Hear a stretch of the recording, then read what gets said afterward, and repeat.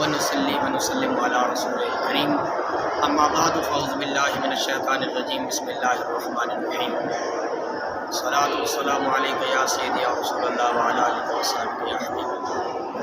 محترم سامعین، آج جس مسئلہ کے بارے میں ہم آپ کی رہنمائی کریں گے، اللہ حق سے بیان کرنے کی توفیق عطا فرمائے۔ غلطی ہو گئی ہے تو اللہ معاف فرمائے۔ مسئلہ یہ ہے جانور کے سینگ جلانا کیسا ہے۔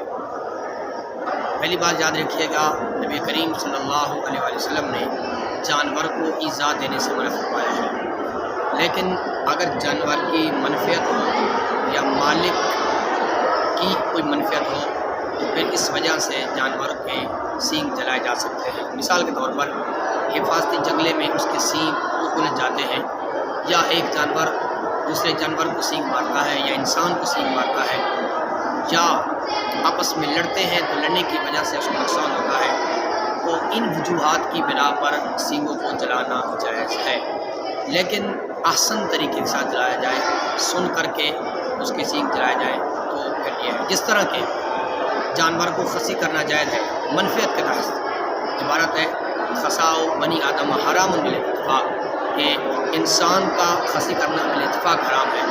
اما فی غیرہ من البہائم فلا بأس بہ، اور بہائم میں کوئی حرج نہیں ہے اذا کان فی منفعت، جب اس کے اندر منفعت ہو، کوئی فائدہ ہو تو پھر کیا ہے، سینگ چلانا جائز ہے۔